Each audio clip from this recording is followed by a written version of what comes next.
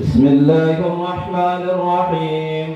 الحمد لله رب العالمين والعاقبة للمتقين، والصلاة والسلام على سيدنا محمد وعلى آله وأصحابه أجمعين. أما بعد، فإن أصدق الحديث كتاب الله، وخير الهدي هدي محمد صلى الله عليه وسلم، وشر الأمور محدثاتها، وكل محدثة بدعة، وكل بدعة ضلالة، وكل ضلالة في النار. وبالسند المتصل منا إلى الإمام الحافظ الحجة أمير المؤمنين في الحديث أبي عبد الله محمد بن إسماعيل بن إبراهيم بن المغيرة بن بردزبة الجعفي البخاري رحمه الله تعالى ونفعنا بعلومه آمين، أنه قال: باب قول الله: ونضع الموازين القسط ليوم القيامة وأن أعمال بني آدم وقولهم توزن. وقال مجاهد: القسطاس والعدل بالرومية، ويقال والقسط مصدر المقسط وهو العادل، وأما القاسط فهو الجائر. وبه قال حدثنا أحمد بن أشتاب قال حدثنا محمد بن فضيل عن عمارة بن القعقاع عن أبي زرعة عن أبي هريرة رضي الله تعالى عنه قال: قال النبي صلى الله عليه وسلم: كلمتان حبيبتان إلى الرحمن، خفيفتان على اللسان، ثقيلتان في الميزان، سبحان الله وبحمده سبحان الله العظيم.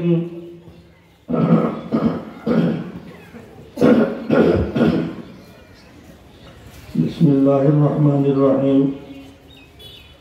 باب قول الله: ونضع الموازين القسط ليوم القيامة وأن أعمال بني آدم وقولهم يوزن।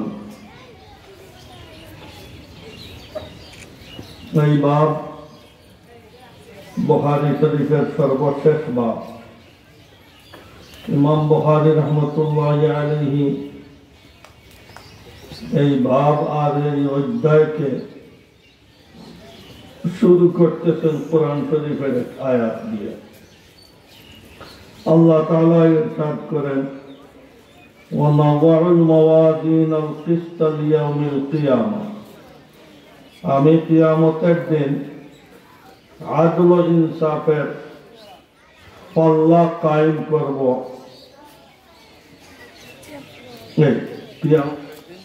পাল্লা আপনার কায়েম করবেন আল্লাহ তাআলা কিসের জন্য? وأن أعمال بني آدم وقولهم يوزن, বনি আদমের যত আমল কার্যকলাপ আর বনি আদমের আপনার যত কথাবার্তা সব ওজন দেওয়া হবে।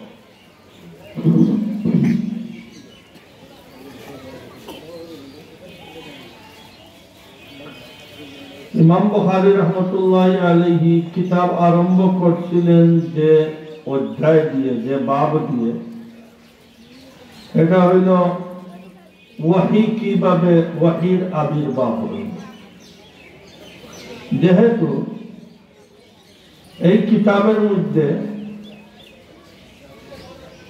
৭,২৬২টা হাদিস, যেগুলাকে ইমাম বুখারী রহমতুল্লাহি আলাইহি ৬ লক্ষ হাদিস থেকে বাছাই করেছে। এইগুলোর মধ্যে দ্বীন ও শরীয়তের কথা, মানব জীবনের সর্বদিকের সার্বিক সমাধান।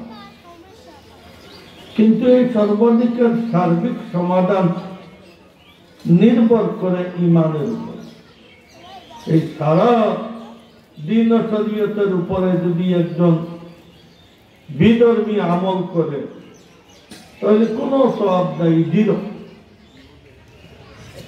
এই সবের আমলের সাথে ঈমান জরুরি। আগে ঈমান আনতে হবে, তারপরে আমল। আর নতুবা লাখে লাখে আমল করার পরেও কোনো ফায়দা নেই, ঈমান নেই। ঈমান হইল আসল। এই কারণে ইমাম বুখারী রাহমাতুল্লাহ আলাইহি কিতাবুল ঈমান দ্বারা কিতাব শুরু করেছেন, কিন্তু কিতাবও বড় ওয়াহি না, ওইটা বাদ।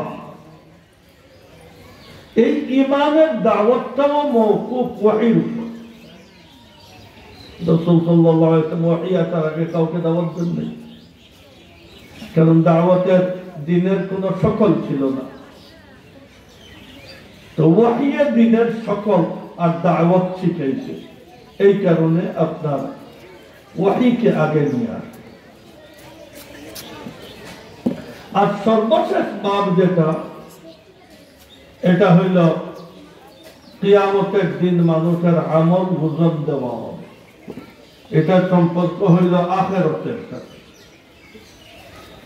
এই কারণে এই সারা জিন্দেগি ওয়াহির মাধ্যমে যে দিন আসলো, এই দিনের উপরে আমল করার রিজাল্ট আর ফলাফলের আপনার ভিত্তি হইল কিয়ামতের দিনের ওজনের উপরে। وأما من ثقلت موازينه فهو في عيشة راضية। যার নেকির পাল্লা ভারী হবে, জান্নাতি হবে। وأما من خفت موازينه فأمه هاوية। যার নেকির পাল্লা পাতলা হবে, জাহান্নামী হবে। এই কারণে শেষ বাব দিয়ে আখিরাতের ব্যাপারে মানুষকে মুতাওয়াজ্জু করে, মানুষের কলবের মধ্যে এই কথাটা রেখে ইমাম বুখারী রাহমাতুল্লাহ আলাইহি কিতাবটা শেষ করতে চান। তাহলে মানুষ যেন দিনের দিকে ধাবিত হয়, মানুষের জন্য সর্বসময় কলবের মধ্যে এই জিনিস আপনার তরতাজা থাকে যে আমার তো একদিন আল্লাহর কাছে জবাবদিহি করতে হবে, আমার তো একদিন আমলের ওজন হবে। কি ওজন হবে? মানুষের আমল, মানুষের কথা। কুরআন শরীফ আল্লাহ তাআলা বলেন, ফামান ইয়া'মাল মিসকালা যাররাতিন খাইরান ইয়ারা। যে কণা পরিমাণ আমলে সালেহ করছে, কিয়ামতের দিন এটা রেকর্ড পত্র পরিষ্কার সামনে পাবে, এটা ওজন হবে। ওমান ইয়া'মাল মিসকালা যাররাতিন শাররান ইয়ারা। যে কণা পরিমাণ কোনো খারাপ কাজ করছে, কিয়ামতের দিন এটা পাবে, ওটাও ওজন হবে। কোন মানুষে চোখ টিপা দিয়ে, মুস্কি হাসি দিয়ে যদি দুইজনে একজনের ব্যাপারে আপনার মস্কারি করে, কিয়ামতের দিন এটা ওজন হবে। আল্লাহ তাআলা যখন বললেন কণা পরিমাণ জিনিসের ওজন হবে, এটা কিয়ামতের দিন পাওয়া যাবে, ভালো হোক গোড়া হোক। তাহলে ভূতের মতো এত হেভি ওয়েট রায়, এটারও কিয়ামতের দিন আজান হবে, আপনার ওজন হবে। জি না, ঠিক এইগুলার যখন ওজন হবে, আপনি ভালো জিনিসের পক্ষে বললেন না খারাপ জিনিসের পক্ষে বললেন, তাহলে এর চাইতে হেভি ওয়েট। কোন কোন ভোট, সংসদের যদি ভোট হয়, তাহলে শত শত কোটি টাকার আমানতদারি আর কিয়ামতের আপনার দায়িত্ব আপনি একজনকে দিতেছেন। আর ইউনিয়ন কাউন্সিলের যদি চেয়ারম্যান হয়, তবুও এখানে কোটি কোটি টাকার আমানতদারি বা খিয়ানত সরকারের এই জিম্মাদারি আদায় করতে পারতেছে কিনা, পাবলিকের এই হক আদায় করতে পারতেছে কিনা, আপনি কি যোগ্য মনে করে দিতেছেন, না আপনি কয়েক টাকা নিয়ে এই রায়কে বিক্রি করে দিলেন? এত হেভি ওয়েট ভোট, এটা তো নিশ্চয়ই ওজন হবে, আর কিলোকে কিলো, কুইন্টালকে কুইন্টাল তার ওজন হবে। এটা শুধু মৌখিক নিরামিষ জি দিনার মতো রায় নয়, এটা 5 বছরের জন্য রায়। আর যে রায়ের সাথে হুকুকুল ইবাদ, হুকুকুল্লাহ জড়িত, আর যেটার সাথে সরকারের সাথে আমানতদারি, পাবলিকের সাথে আমানতদারি, কত লাইন এটা বলতে চলে, এটা জবাব দিতেই। আমাদের কাজ এত বিশাল নেকির ভান্ডার আছে যে ভোট একটা ভুল যদি দেইও তবুও নেকির ভান্ডার যা, এখান থেকে সামান্য কমবে, বাকি তো কার এত বড় কমবে। আগের জমানার বিজ্ঞানী আনা বিজ্ঞানী মানুষের বুদ্ধি তো খুবই সীমিত।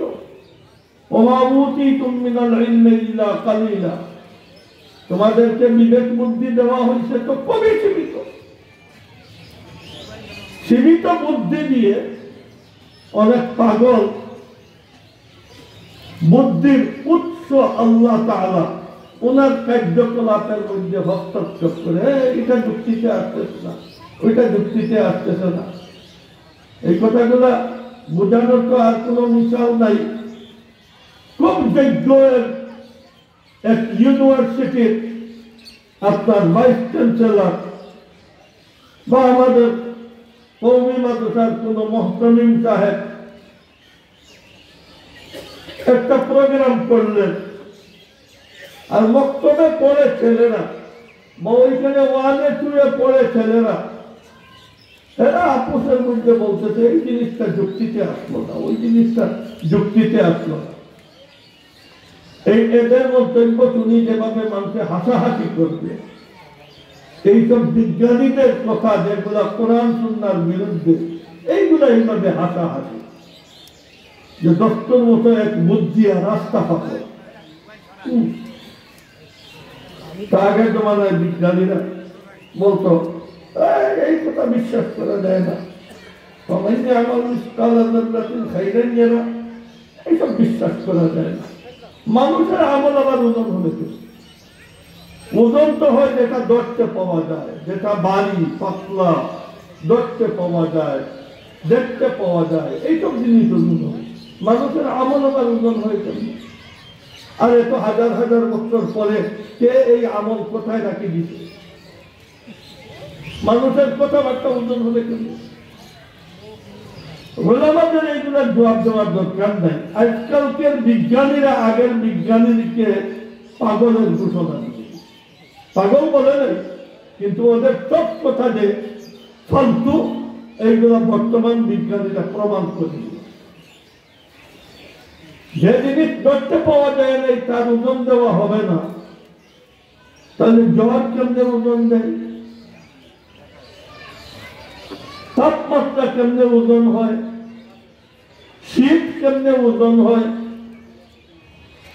সাউন্ড কেমনে ওজন হয়? মাইকের পিছনে গিয়ে দেখেন, বড় আওয়াজ দিলে লাল লাইট জ্বলি উপরে উঠে যায়, কম আওয়াজ দিলে তার নিচে নামে, তাহলে আমাদের সাউন্ডের পরিমাণ, শীতের তাপমাত্রার পরিমাণ, বাতাসের গতিবেগের পরিমাণ, কত আলাদা জিনিসের পরিমাণ বাহির চলে ফেলছে। সৎ বুদ্ধিওয়ালা মানুষ যদি এটা করতে পারে, তাহলে আল্লাহ জাল্লা জালালুহু আম্মা নওয়ালুহু কি মানুষের আদেখা জিনিস আপনার আমল আর কথা ওজন দিতে পারবেন না? সব ওজন।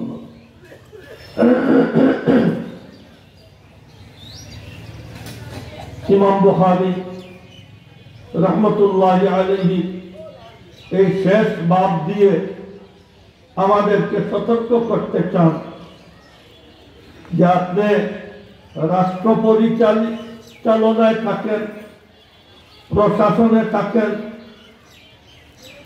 আর আপনি এই দেশের প্রজা হন, আপনি শিল্পপতি হন আর রাস্তার ভিখারি হন, আলিম হন, পীর হন, জেনারেল শিক্ষিত হন, অশিক্ষিত হন, সব বাইয়ের পাল্লার এই এমিগ্রেশন দিয়ে সামনে আসবে। বাইপাস করে কোন ইনসান জান্নাতে যেতে পারবে? সবাই এই পাল্লা দিয়ে দেখতে হবে, সবাই হিসাব। কি ওজন হবে পাল্লায়? উলামায়ে কেরামের আপনার 3 রায়।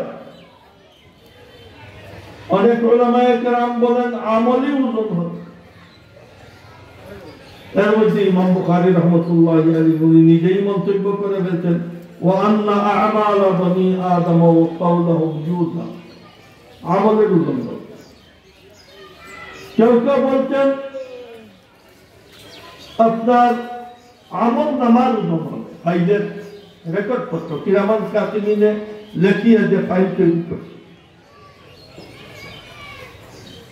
এটার জন্য দলিল হিসাবে উলামায়ে কেরাম পেশ করেন, তিরমিজি শরীফে হাদিস আছে যে এক মানুষের চোখে যতটুকু দেখা যায় এতটুকু মোটা মোটা 99টা আমলনামা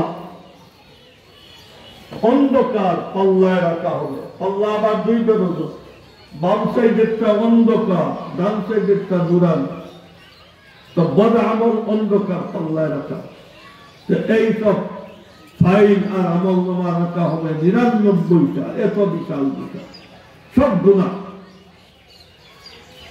গুনার কাজ। আল্লাহ তাআলা বলবেন এই বান্দার কোন নেক আমল আছে কিনা। তো ফেরেশতারা এক চিরকুট নিয়ে আসবে, এটা কলমা লেখা। সে বলবে এইটা এখানে উঠাইয়া লাভ কি? ওই দিকে বিশাল আপনার 99টা আমলনামা, এখানে এই চিরকুট কোঠানো না উঠানো তো বরাবর। তো তাকে বলা হবে আজকে কার উপরে জুলুম করা হবে, তোমার এটার ওজন। আর নুরানি পাল্লার মধ্যে এই চিরকুট রেখে দিবেন। হাদিসে আসছে নাসাই শরীফে, চিরকুট রাখার সাথে সাথে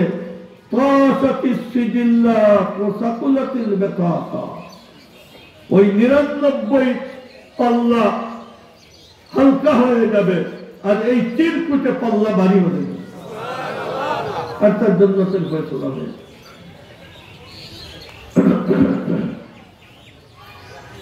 তাহলে এই হাদিসে বোঝা যায় আমলনামার ওজন হবে।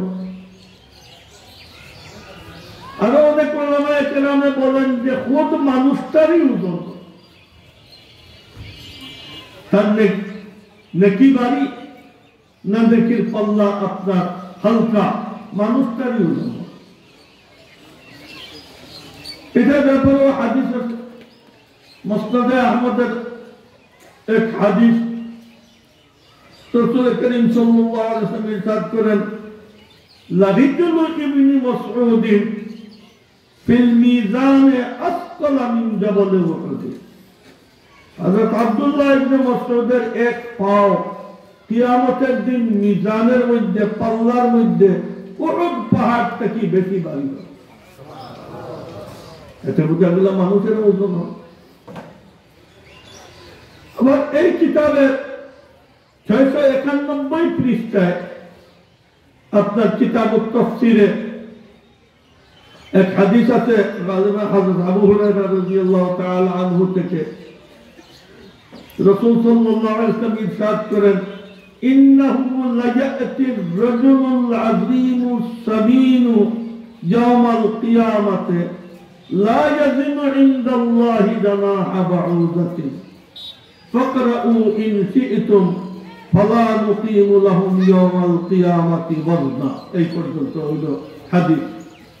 কিয়ামতের দিন বিশাল বড় দেহওয়ালা এক মানুষকে নিয়ে আসা হবে, কিন্তু তার ওজন আল্লাহ তাআলার কাছে মাসির পরের পরিমাণ হবে।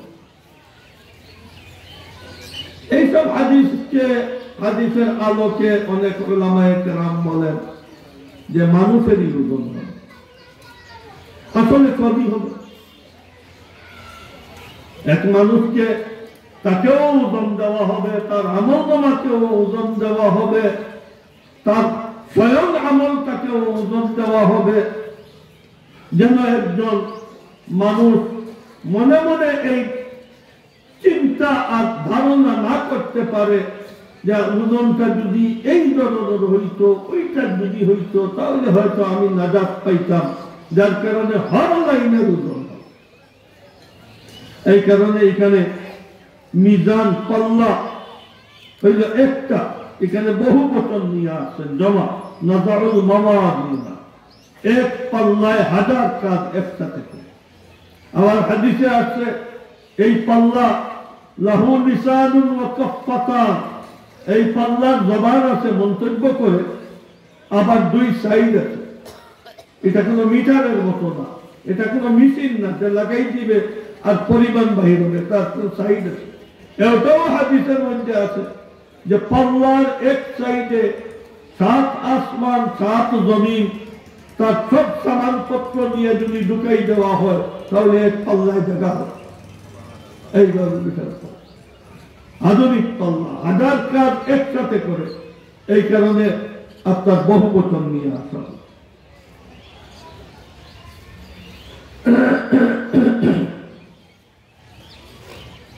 ইমাম বুখারী রাহমাতুল্লাহি আলাইহি এক আদত, কোন হাদিসে বা কোরআন শরীফের আয়াতে কোন শব্দ যদি এমন হয় এটার উপরে কিছু প্রশ্ন আসতে পারে, তো শব্দকে উনি কিছু খুলেন যেটা শুধু ছেলেরা বুঝবে।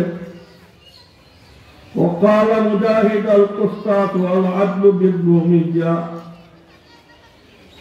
ইমাম বুখারী বলেন রাইসুল মুফাসসিরিন ইমাম মুজাহিদ রাহমাতুল্লাহি আলাইহি এই যে নাজারুল মাওয়াজিন আল কিসত শব্দ আসলো, কিসত সম্পর্কে আলোচনা করতেছেন। মুজাহিদ বলতেছেন কিসত বা কুস্তাস, এটা আপনার রুমি ভাষায় তার অর্থ হইল আদল ইনসাফ। ويقال القسط مصدر المقسط। কোন কোন আহলে লুগাত বলেন মুকসিত যার নাম ইহসান করনে ওয়ালা। কুরআন শরীফে আছে ইন্নাল্লাহা ইউহিব্বুল মুকসিতিন, যে আদল ইনসাফ করনে ওয়ালাকে মুকসিত বলে। তার মসদর হইল কাস্ত নয় বলকে কিসত। ওয়া হুয়াল আদিলু, মুকসিত বলে আদিলকে, বিচার ইনসাফ করনে ওয়ালাকে। ওয়াম্মাল কাসিতু ফাহুয়াল জাইর। আর সুলাসি মুজাররাদ থেকে কাসিত এর অর্থ হইল অত্যাচার। আল্লাহ তাআলা কোরআন শরীফে বলেন আম্মাল কাসিতুনা ফাকানু লিজাহান্নামা হাতাবা। এক জালিম বাদশা ছিল আমাদের মুসলমানদের, হাজ্জাজ ইবনে ইউসুফ। অনেক মানুষ আছে, তো বহুত বড় এক বুজুর্গ জলিলুল কদর তাবিঈ হযরত সাঈদ ইবনে জুবাইর রাহমাতুল্লাহি আলাইহি, হযরত আব্দুল্লাহ ইবনে আব্বাসের অন্তত 90% রিওয়ায়াত হযরত সাঈদ ইবনে জুবাইর হলেন তার রাবী। बहुत बड़ा मुहद्दिस मुफस्सिर बुजुर्ग। तो उन्हें हज्जाज इब्ने यूसुफের খুব বিরোধী। हज्जाज इब्ने यूसुफ उनके शहीद করছে। উনি বরমালা हज्जाज इब्ने यूसुफের जुल्म सितমের বিরোধিতা করতেন। তো हज्जाज इब्ने यूसुफ উনাকে ধরিয়েছে পুলিশ দিয়ে। মজলিসে बहुत বড় বড় উলামা বুজুর্গানে দিন তো জিজ্ঞেস করলো হযরত সাঈদ ইবনে জুবাইরকে, আপনি আমার সম্পর্কে আপনার কি মন্তব্য? উনি বললেন, আল কাসিতুল আদিল। সারা উলামায়ে কেরাম হতভম্ব হয়ে গেলেন যে সারা আপনার জমানার এত বড় ইমাম, আর উনি হামেশা হাজ্জাজ ইবনে ইউসুফের বিরোধিতা করেন, আর আজকে জান বাঁচানোর জন্য তারিফ করে দিলেন। আল কাসিতুল আদিল শুনতে বোঝা যায় যে আপনি বড় বিচার ইনসাফ করনেওয়ালা, আদল ইনসাফ করনেওয়ালা মানুষ। তো মজলিসের অবস্থা হাজ্জাজ ইবনে ইউসুফ দেখে বলল, হাজ্জাজ ইবনে ইউসুফের আবার কোরআন শরীফের ইলম ছিল তার। তো দেখি বলল, আরে আপনারা এত তাজ্জুব হয়েছেন কেন? এই লোক আমাকে গালি দিচ্ছে, এই লোক আমাকে জালিম বলছে, কাফির বলছে। আর এরপরে বললেন আল কাসিতু বলছে, ওয়া আম্মাল কাসিতুনা ফাকানু লিজাহান্নামা আকাবা। এই আয়াতের মিস্তাক আমাকে বলে। আর আদিল বলছে সুম্মাল্লাযীনা কাফারু বিরাব্বিহিম ইয়াদিলুন। এই আয়াতের মিস্তাক আমাকে বলে। এই হাদিসে আপনার লফজের তাফসীর وبه قال حدثنا أحمد بن أشكر قال حدثنا محمد بن فضيل عن عمارة بن القعقاع عن أبي زرعة আমাদের আপনার দৌরাই হাদিসের মধ্যে 9টা কিতাব পড়া হয় হাদিসে। সে হাদিসটা 6টা, মুওয়াত্তা মালিক, মুওয়াত্তা মুহাম্মদ আর তাহারিফ, 9টা কিতাব। আর এটা হইল কোরআন শরীফের পরেই আমাদের দ্বীন ও শরীয়তের মুসলমানদের সারা শিক্ষার মূল হইল কোরআন শরীফ আর হাদিস। যার কারণে শিক্ষার জগতে মুসলমানদের শিক্ষা যত স্বচ্ছ সংরক্ষিত, পৃথিবীর কোন জাতির শিক্ষা এত স্বচ্ছ না সংরক্ষিত। বেদ গীতা তার সততার কোন প্রমাণ নেই, তওরাত জবুর ইনজিলের সততার কোন প্রমাণ নেই। আর কোরআন শরীফের মেলা আয়াতে ঘোষণা দিছে তওরাত জবুরের মূল কোন কিতাব নেই, সব বিক্রি।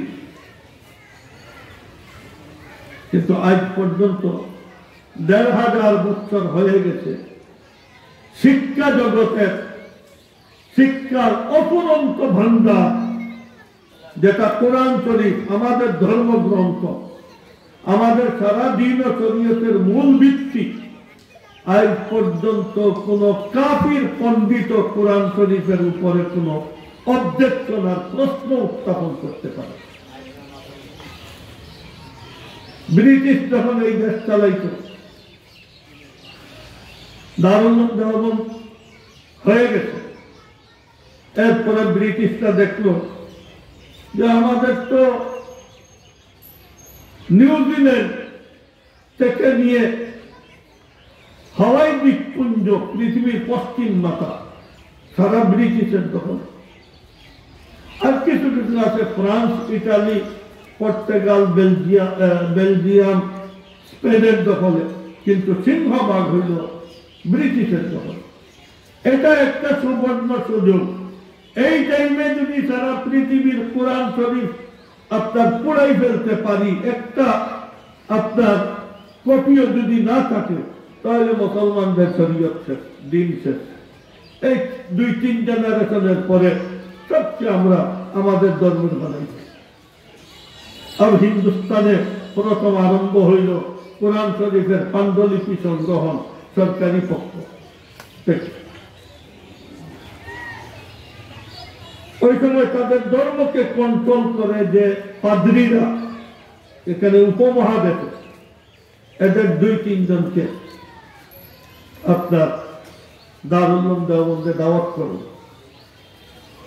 এরা খুব খুব আচ্ছা, এই কাসিম নানতুবি যার সাথে আমরা কুলাইতে পারি না, যাকে বাঘের মতো ভয় করে, ওনার সামনে বিতর্কে তারা কেউ আসে না, বিভিন্ন বিতর্কে এসে এরা খুব লাঞ্ছিত হয়েছে।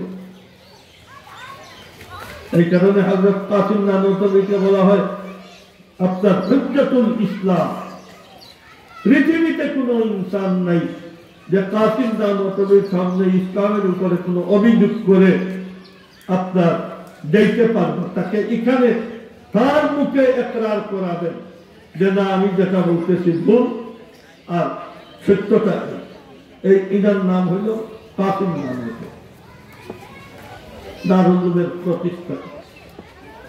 তো উনি দাওয়াত করলেন, তো নানতুবি সাহেবের দাওয়াত খুব আগ্রহের সাথে আসলো দিল্লি থেকে।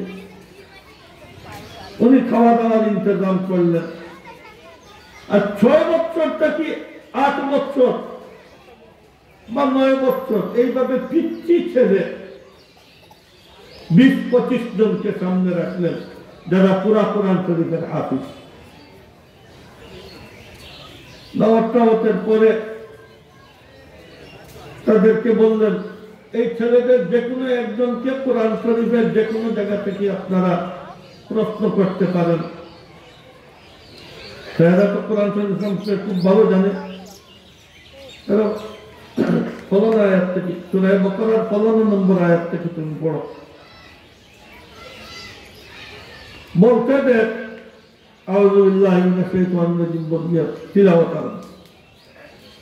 যত সময় তাকে বন্ধ করা হয়েছে না তিলাওয়াত করতে, আরেকজনকে লম্বা টাইম কোরআন শরীফের বিভিন্ন জায়গা থেকে ছেলেগুলাকে ইয়ে করে খুব শুকরিয়া আদায় করলো। হ্যাঁ খুব ভালো, এদেরকে ধন্যবাদ দিল। মসজিদ শেষ হইল।